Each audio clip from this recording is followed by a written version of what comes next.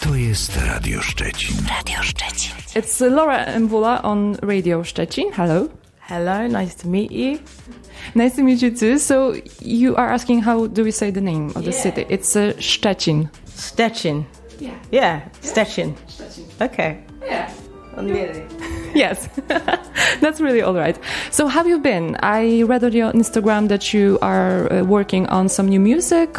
What have you been up to? I've been doing my best. I feel like maybe the last year and a half between living life and making or searching for new music. So any shows have been maybe like nowhere near as like the amount of shows that I used to do. So that means that when I have a concert, it's very special, like today. So it feels like a whole new experience. You know, like the first day of school. It's always weird. It's like a totally fresh experience. I feel like a new artist every time. All right, so regarding, searching for new music, new sounds, you recently asked on your Instagram account who you should collaborate with. Did you get any interesting ideas from your fans? Did something surprise you? Generally, people just said really obvious ones, which disappointed me. There are a couple of people that I haven't heard of before, which is more interesting to me. I can't remember names, but I would like just to be open to collaboration as an idea anyway, because I feel like the first two projects I did are like diary entries for me. They're very personal. I created them very much on my own, which is beautiful. It's a very personal experience. It's very solitude. Whereas this time, I think I'm in a different place and happy to be around people again. And I want to learn and be around new experiences, not just in life, but in music particularly. I'm hungry for things that I don't know about necessarily, but maybe I can use, or maybe they will impact me and therefore influence my new direction. I really liked some ideas, like, for instance, this one with Moses Samni. I guess you would sound like beautifully together. You think so? Yeah. I don't think he likes me, so maybe... I'm joking. If he heard me say that, he would be like, Laura. But he's his own island, in the same way that I am, I guess. But, I think genres, I hate using that word, but, places of music outside, colours that are outside of anything that I know would be fascinating, because that's always been my fuel. I think since I was a child, the thing that excites me most is things that I don't know, and I find scary, or because I like the feeling of being a bit lost. I recently saw an interview of David Bowie, and he was talking about the element of being lost and how important that is in music making. I think it's quite a famous quote. He talks about swimming underwater. If you can touch the bottom, then you're playing it safe. I'm paraphrasing, but and also his obsession with, or lack of obsession with, being a craftsman musician, which is he respected, but that's not his focus. And that resonates with me. Not that I don't think I'm a good musician. I think I have some skills, but I'm much more about the bigger picture, the broader landscape, and painting in a way that might mean I use elements that have nothing to do with singing beautifully. I don't know. And sometimes these make sense in my world and being signed to a major record label, and then sometimes they don't. But I think at least that reflects the authenticity of living today, which is layered and complex, But I feel lucky to at least have the freedom and the platform to do that, What a privilege. Where I'm encouraged to express myself. I try not to take that for granted. Regarding working, solo and working with other people, I've also talked with Jules Buckley. He was here playing a concert, and you worked quite a lot together. Regarding working with an orchestra, he said a few things about the challenges of that for an artist. What was the biggest challenge for you? Thinking about Jules makes me smile inside, because he was the first person to present to me the idea of translating my music in an orchestral setting, literally, rather than just trying to imitate things, which is what I was doing with my first record. And I remember the first time I sang with an orchestra was under his baton, and it was a transformational experience, totally unlike playing with my band, which is a different kind of freedom. It's a different joy. Playing my music with so many more people who I consider artists in their own right demands a different kind of approach from me as a leader, quote unquote. And I have to be exposed in a different way. With or without amplification, it requires me to be okay with another level of intimacy with my voice, literally, because you hear more. And the songs, there's another dimension to them, because the orchestra is such a huge engine. The arrangements, I'm lucky, a lot of the arrangements are so intricate and nuanced. So they bring more out of the songs than they were in their original state, in my opinion. So yeah, I feel like my journey with orchestras has been such a learning experience, where I feel very much at the beginning. I feel like a child every time I'm in front of an orchestra, whereas when I'm with my band, I have to be a different person. But you also said that you like hip-hop music, that you might go into that direction. I was wondering what in particular you were listening to, like maybe a jazzy kind of hip-hop, or more raw 80s, 90s, or, nowadays music. My ears have touched on all of it. I guess more so the 90s era with Nas particularly was my entry point. I'm coming into this world very late, like now in my 30s. And I really believe in the power of this art form. I've had to do a lot of dressing down of preconceived ideas and prejudices that I've sort of grown up with about this particular medium of music making. But what I appreciate is its very visceral, primal experience that it gives you. So for me, my entry point was literally I would listen to this music when I was in the gym, which is again a new lifestyle for me, like 2 years ago. And I needed this particular style to inspire me to stand up through a session, because when you're putting your body through that intense pain, you need to feel something that gives release in another part of your mind, right?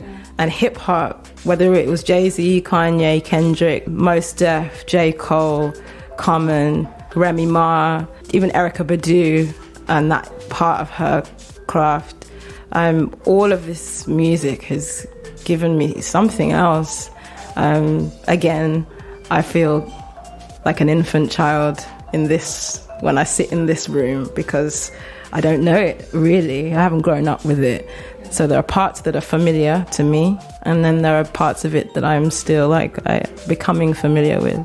And that's beautiful. That's an amazing color palette to work with, consciously and subconsciously, I feel very lucky to be having so many new beginnings. Yeah, we have still so many things to discover in this music. Right? Yeah. And listening to your music, like the Dreaming Room, for me, some tunes are not like only songs. There are just like, I don't know if I can call it like that, but like a kind of alternative reality. It's like there's so much going on there, like your harmonies, so many layers, all this orchestration. I was wondering if, to create this kind of world, are you like a really imaginative person, a person that likes to, spend some time alone, maybe daydreaming? I'm definitely a daydreamer. People that are close to me always say things like, "Are you okay?" Because I've spaced out.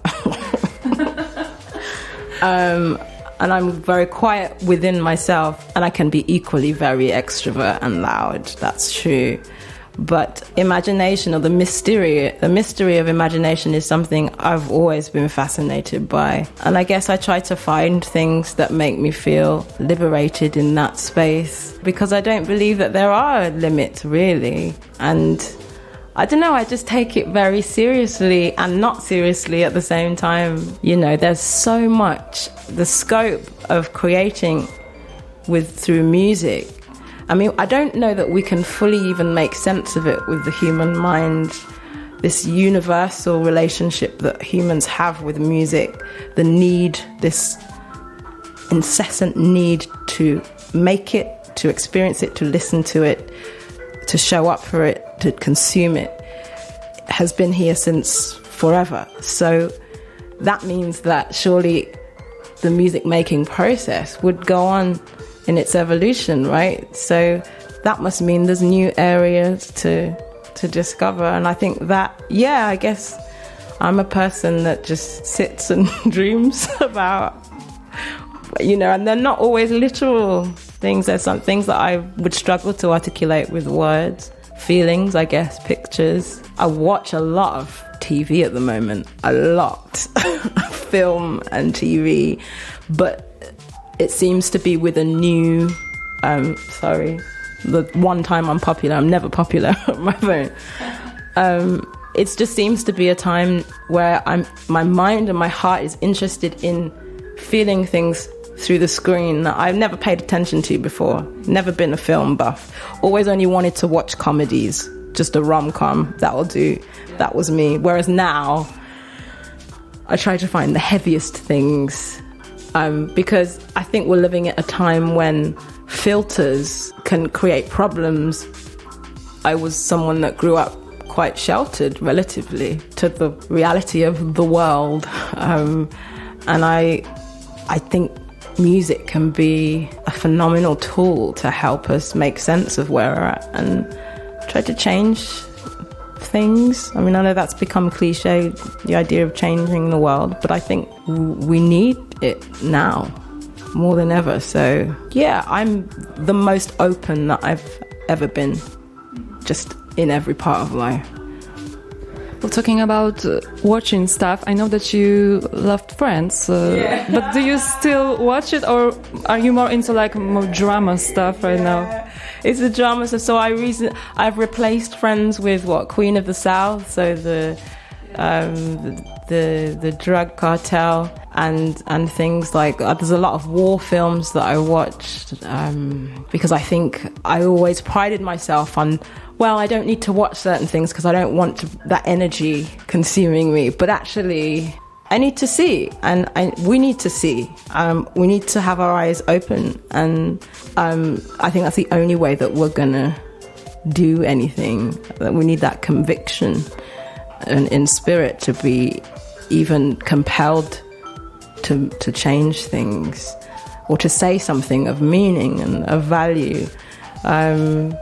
So yeah, there's a lot. Don't get me wrong, I still, on my comedies hard, I still watch Big Bang Theory most nights.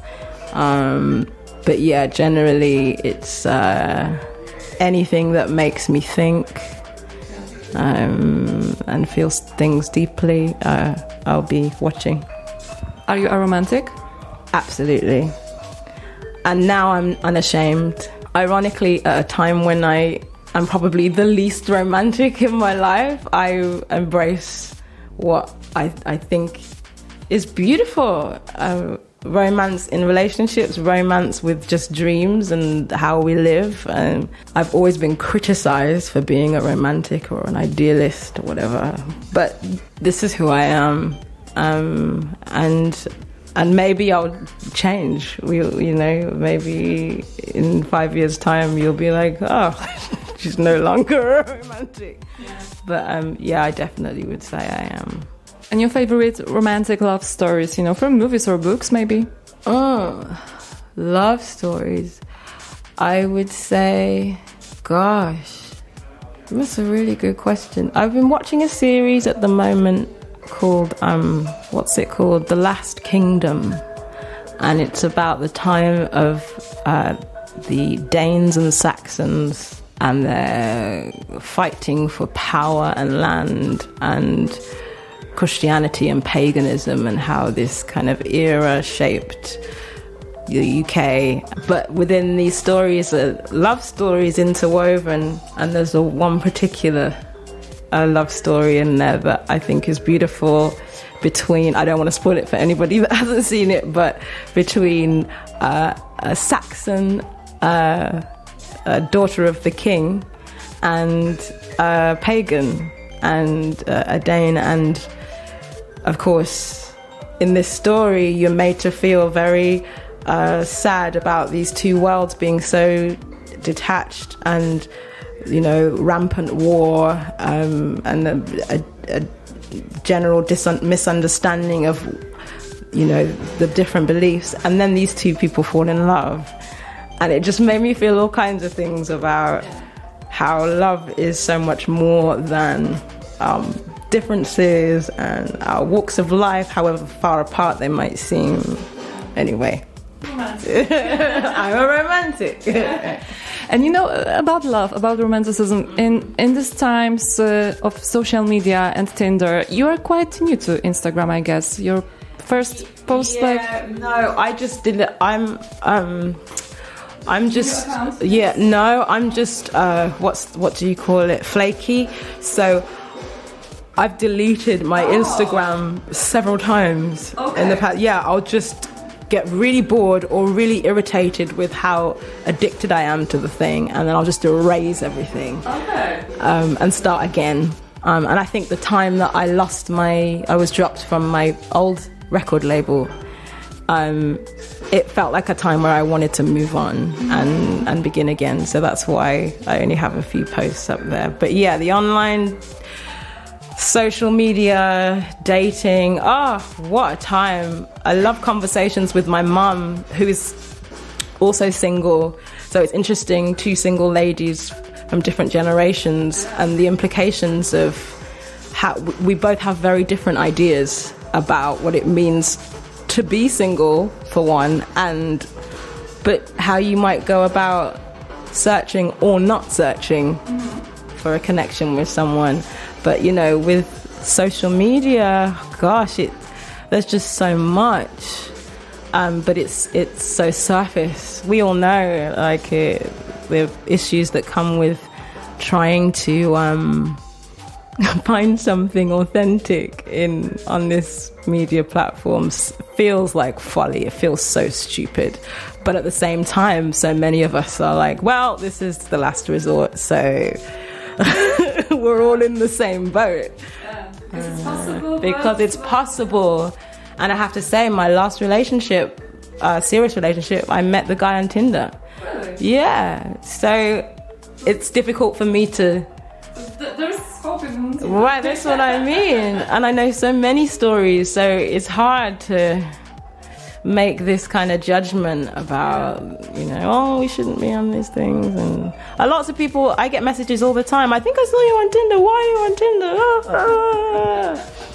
Tinder? Or people don't think it's a real account, they think I'm not a fake person. But hey man, I'm a woman, I'm here, I believe in relationships, and I would love that with somebody, and apparently that's what it means today. You gonna be on the dating sites, so that's it. Yeah, sure. You know, let's go back to music maybe. So you did like a great documentary with BBC on Nina Simone, and you visited many places connected to her, met many people. Which moment was like the most special one for you? The most precious moment was with her guitarist, Al, who I met. I mean, he's very old now and still full of life and energy. And we sat together during the interview and watched footage of him and Nina doing a really important concert, a protest concert.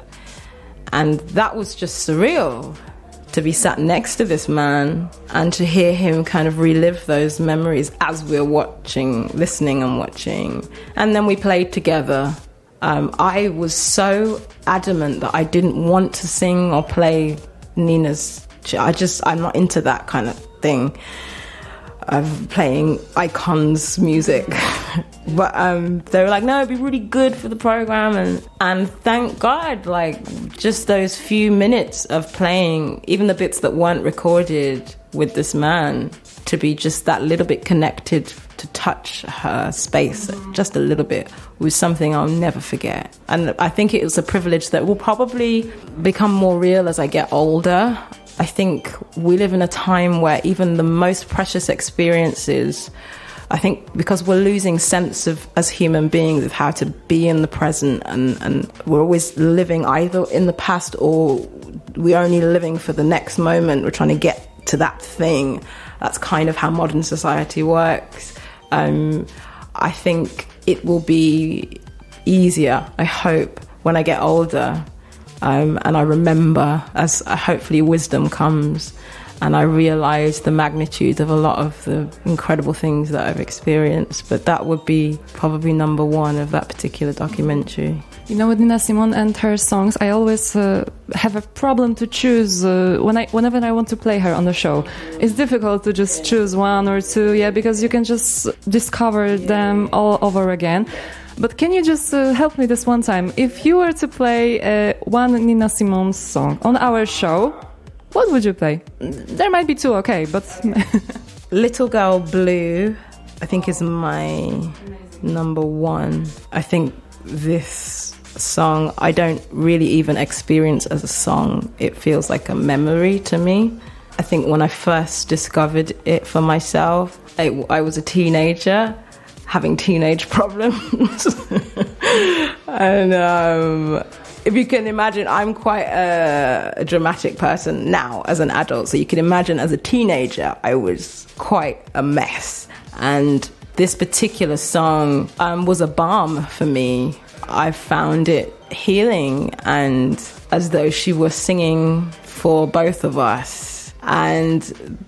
But the multi-layers in there, this classical influence, the way she played those Bach-ian style piano over this familiar tune that we know, and this mournful yet hopeful, matter-of-fact vocal, this story about this girl eventually with this little boy. And it just, I don't know, there's something about that I can't touch on how it touched me, but it just does. We'll definitely play Little Girl Blue. Thanks for that. And I guess we also share another music hero, Prince. And I read somewhere that he used to listen to your song Green Garden when he woke up. It's like, how cool is that? I know it's like a impossible question probably to answer, but what was like the most valuable thing that you got from meeting him, spending time with him? Again, when often in interviews, when these things are said back to me, it feels fictional. I feel outside of myself. I feel like you're talking about somebody else called Laura, who Prince liked her music. It's strange to me. I was told by a couple of people that were close to him that he would listen a few times to Green Garden, would be his wake-up song, his morning song. I've just found being around him, like next to him, just very revealing about the basic art of making music together with people that you love. When I first sat down to talk with him, it was on an awards night where he had announced the winner, and he had taken the role thinking that I was going to win the award. So I was told. And so he invited me to hang out afterwards. And I'd gotten drunk in between because I was so upset. Not because I hadn't won, but I was upset that I was even upset about this meaningless thing that apparently meant everything. And he sat with me and just talked. I regret that a lot of what he said I don't remember because I was drunk. But I do remember his essence, his very tranquil, concerned energy, so sure and so genuinely peaceful. Just that inner knowing, this is an icon.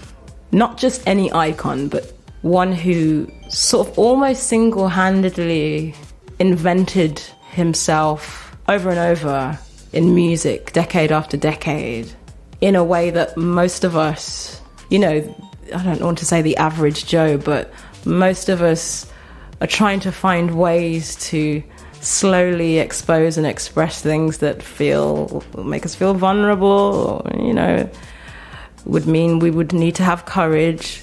Whereas he was doing that at the highest level for so long, fearlessly, or maybe with fear, I don't know. And here he was, and I wasn't the only one. There were many other artists whose music, whether you were known or unknown, he championed and found time for you and found a way to make you feel that you were a part of something greater than this sordid commercial music industry that we're forced to be slave to if you say you want to be an artist. And a lot of the things that he did say to me, I wasn't wise to until long after he'd gone. I don't think I ever shared publicly that when I asked him to be on one song of mine for my last album, he first asked me which label I was signed to, which I thought was an odd question because I thought he would know. And then when I told him, he said,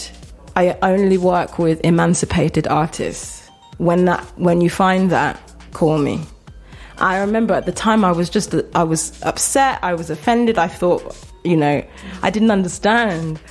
And then like a year later, 2 years later, there I was, dropped by Sony so publicly, so kind of casually, and feeling kind of worthless and misunderstood, and it all made sense.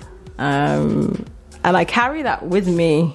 I carry his strength and passion, relentlessness, all the things that, and then again, as a woman, it gets a bit more complicated because we get the label of diva, we get the label of, oh, who does she think she is? But we continue on, right? And I'm just blessed that in any capacity, I get associated with an artist of his caliber. That's extraordinary to me.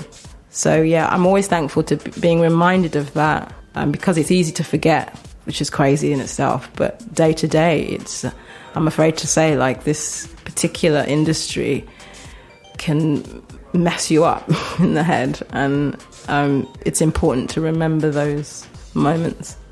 So casting all those labels aside, right now, musically, where do you want to go? Yeah, of course you can. I don't know, but the last person that heard the last thing that I made a few weeks ago said, oh, this is killing, this is fire, this sounds like 80s Miami funk choral pop. And I was like, okay, fine. I don't know what that means, but if that's how it makes sense to you, that's how it makes sense to you. It's uncovered in a different way. I think when I first started writing songs, they were so beautiful and honest. They are, and just intense vulnerability, and which is why instrumentally they lend themselves so well to orchestral settings. However, I think a lot of that was me still feeling like I had to kind of keep a lid on certain things because I wanted to be palatable to whoever was going to receive it. So the quieter I was, literally, the easier it is, because it's already considered music that's a bit left. So I'm not going to do anything more to upset that atmosphere. Well, that mindset's gone. So with that gone, I guess it sounds like Laura on whatever's the most just freeing, fearless, kind of ugly in a way, and loud. It's loud music. I remember doing a couple of vocal takes and thinking I didn't used to sing. I wasn't able to sing that way just a few years ago, because that was 6 years ago or whatever. And so 6 years of life puts me here, and it's a different expression. And so I love it. It's just funky. It sounds really bold. I hope we will hear it soon. Yeah, you will, for sure. But yeah, it's coming probably next year. Well, absolutely next year. I don't have a choice. All right, so we will be waiting. And well, thank you very much for talking to us on Radio Szczecin. That was Laura and Mvula. Thanks. Thank you. Radio Szczecin.